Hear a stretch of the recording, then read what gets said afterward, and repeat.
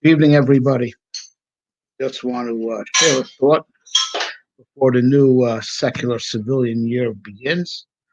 Uh, Let me be very clear. For me, as a Jew, this is not my new year, and it's not my first of months. My new year was back in October, Rosh Hashanah. It came out in September, early October. And my first month is the month of Nisan when we were taken out of Egypt, the month of Passover. But nonetheless, since this is a time where everyone is listening, everyone's looking to make resolutions for the new year, everyone's looking for a moment of introspection of what could we do for self-improvement and improvement of society, and especially since there is an elephant in the room. There is the hot potato, whatever metaphor you want to use. There is this problem that needs to be addressed, or at least be acknowledged. Particularly in light of the wrong word to use. Especially as there have been this terrible rise in anti-Semitic during holiday of Hanukkah. Uh, that needs to be addressed. But at the very least, we have to, if we can't find a solution,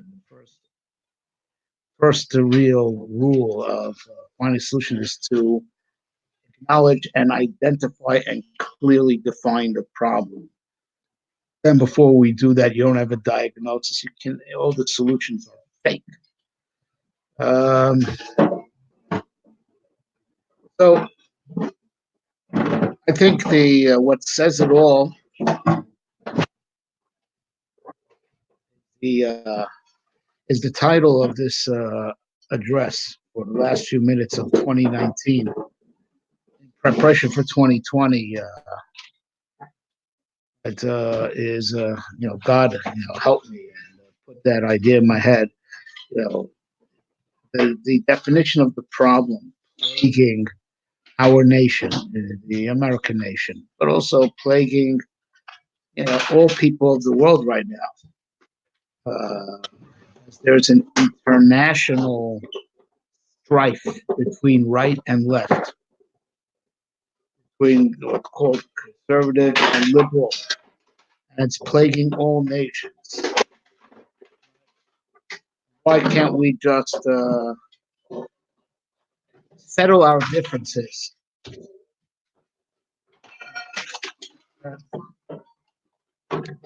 You have to excuse the background noise. My golden retriever is up to watch the dropping of the ball and shooting on some plastic bottles while she's waiting. Um, you just maybe lure her away.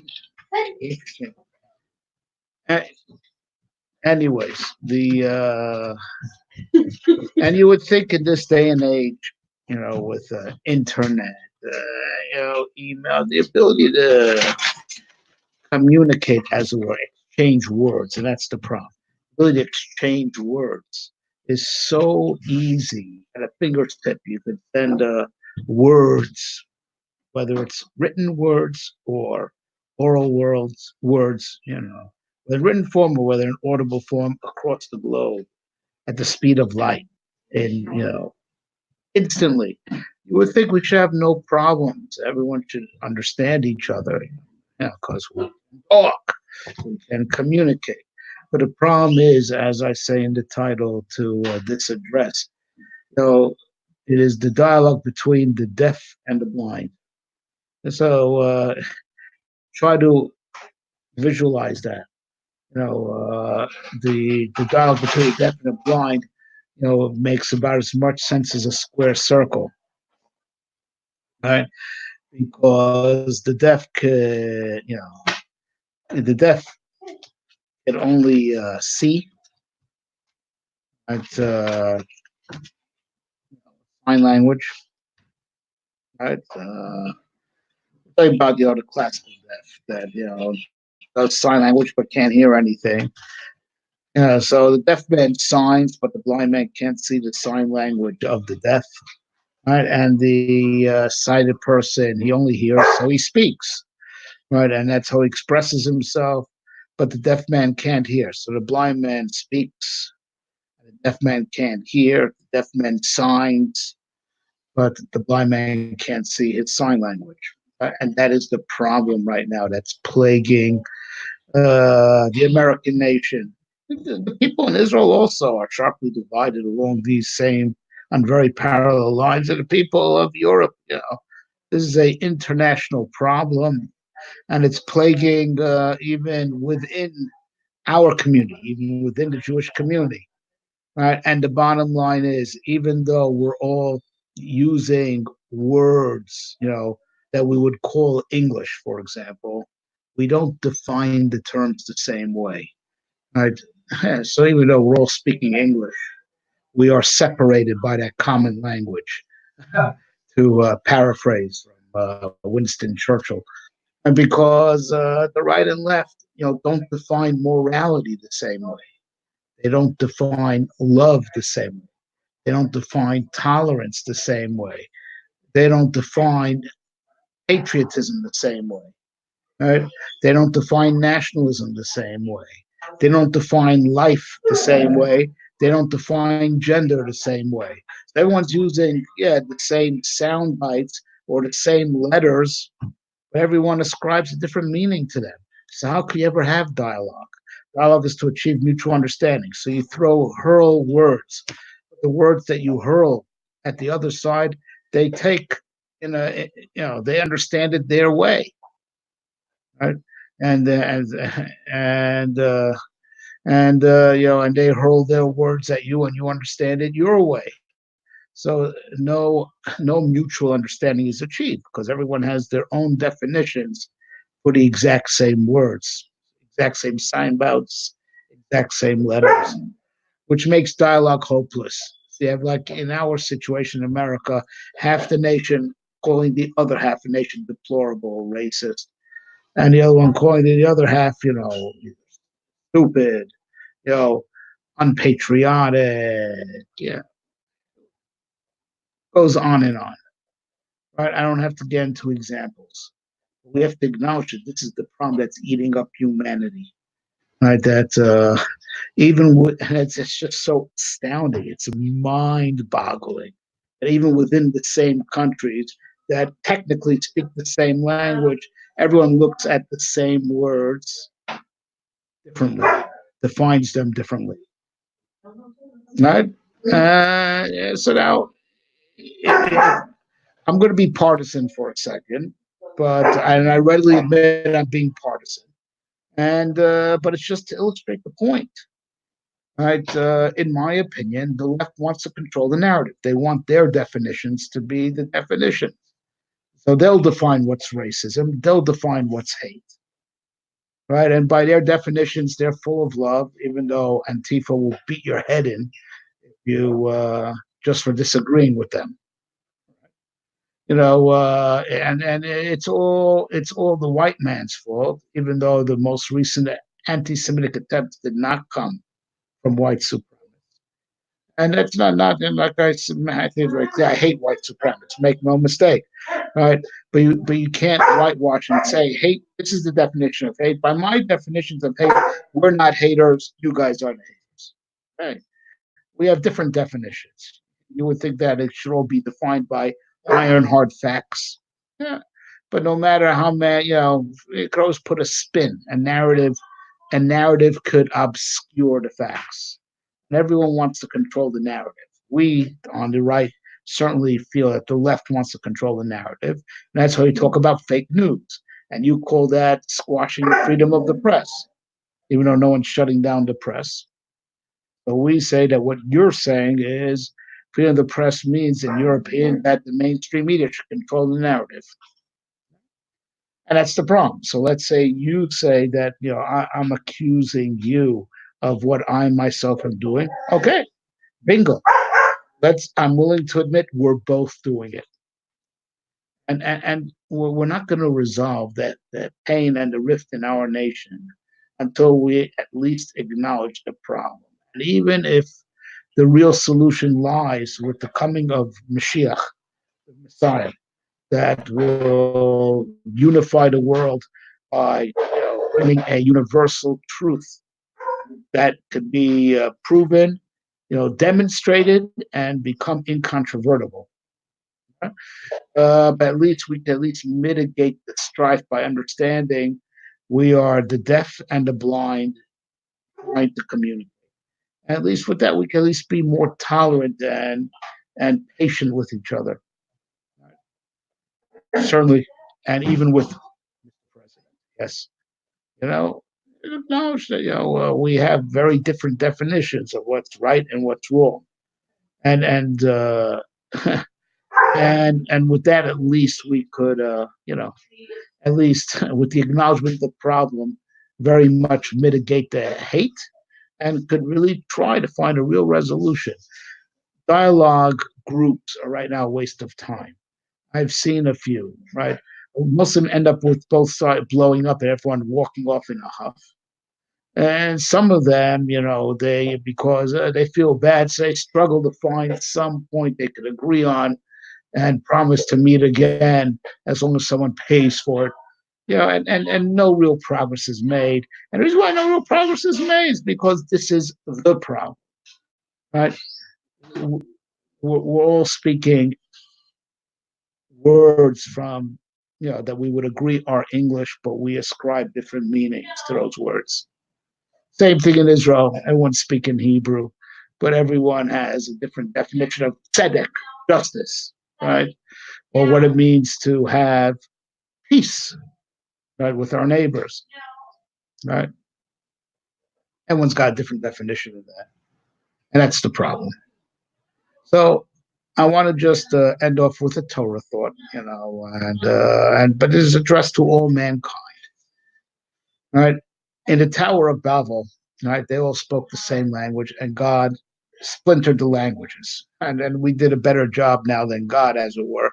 It says He just splintered the language, and we even splintered the same language. Even though people are speaking technically the same language and live in on the same landmass, they still don't understand each other.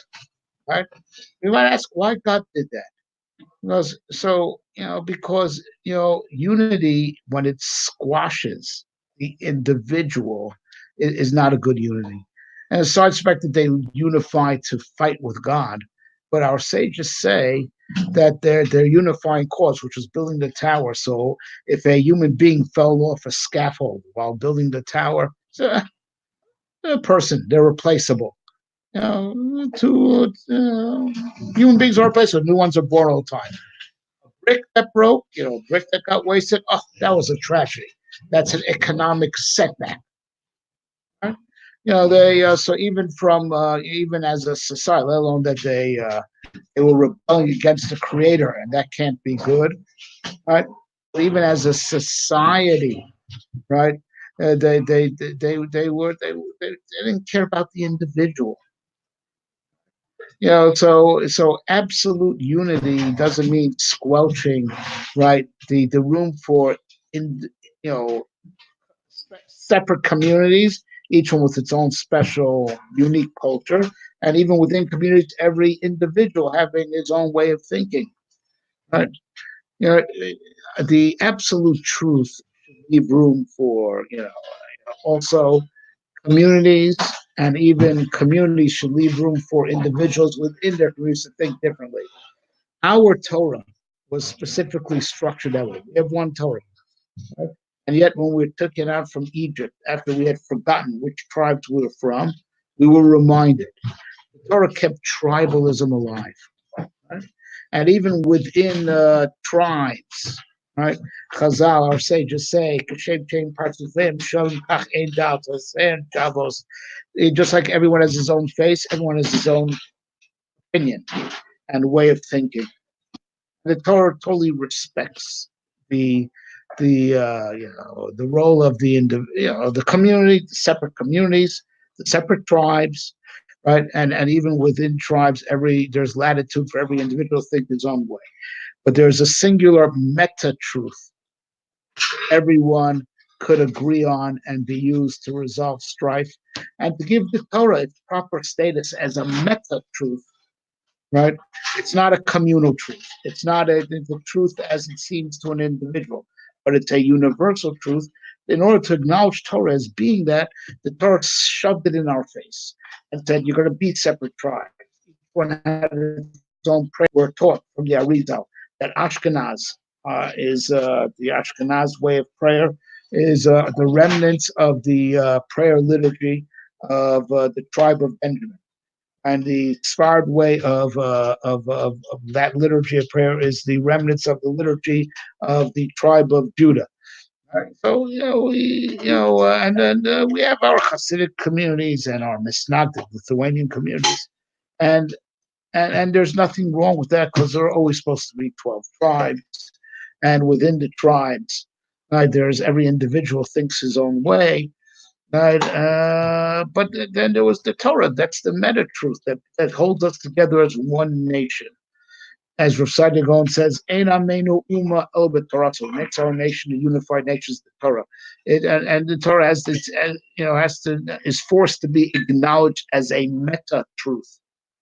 There's communities, each one with their norms and their mentalities, and as it were, the truth as it is according to them, their view on it, and within that, the individual, and there's the meta truth, and that's how conflicts can get resolved, and even different tribes with different prayer liturgies could all still be one nation. So there's room for the unique communities. There's room for the unique individuals, and it's still one nation, one Torah. The Torah gives the latitude for those things, but also you have to acknowledge the Torah that it's not just another language or culture. The Torah is to be related to like mathematics as the best metaphor. It's an absolute truth. But just like mathematics doesn't negate people having their own individual language and culture, but math is math. That's the Torah also. Left room for everyone to have their own unique perspectives and customs, right? And latitude, there be a little bit of debate about values, but there's that meta truth that will hold it all together on a national level and resolve all conflict. There never, God forbid, be a civil war. Never, and even keep it, even though it'll be different customs, it'll still be called one Judaism. The meta truth that the one meta truth that leaves room within it, right, for communal and individual truths. Right? Just like a complex equation, Marshiba always gives this example. How you could have two different approaches, and it's all part of the same one truth. X squared is equal to 4. What's X? This is the simplest algebra, guys. It could be 2 or -2. Two opposite answers. Two opposite answers. And they both solve the equation. You have to relate to the Torah as the meta truth as a equation, and then there's a solution set that all could fit the equation. So it's all faithful to the singular one equation, right? Leaving room for the communities and even the individuals to select their particular character of the solution set the equation allows for. Right? So to my fellow Jews, and I still can't understand for life of me why 70% of the Jews are against Trump. From my perspective, no, no greater friend of the Jewish people, no greater friend to defend our rights to keep the entirety of the Torah, no greater friend of the state of Israel, right? But to my fellow Jews, we have the Torah to resolve our conflicts. So I invite Jews on the left to get together with me for a real, but an intense, not even a dialogue, an analysis. Before any dialogue, we have to acknowledge we're not even ready for dialogue. We have to have a serious analysis of the definitions of the terms that we work with.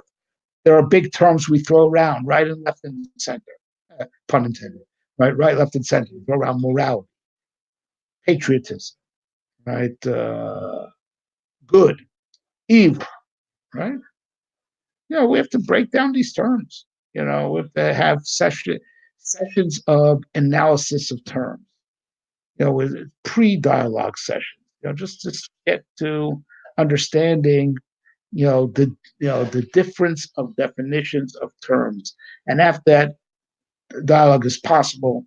For us Jews, we have the gift of the Torah. Let's use it. So I invite Jews all have to meet with me, and let's agree. Only one ground rule. No one's controlling the narrative, but let's agree that the Torah should set the standard, and we'll both refer back to the Torah as the yardstick to help us understand each other. But to the Gentiles out there, the Torah speaks to you also. It gave us 613 commandments with the details that go on, but also gave you 7 commandments. Many, all the details that govern, day-to-day life. Right? The Torah has a message for you also. Come to us, and we'll work together. Try to use the wisdom of the Torah as it was destined to be.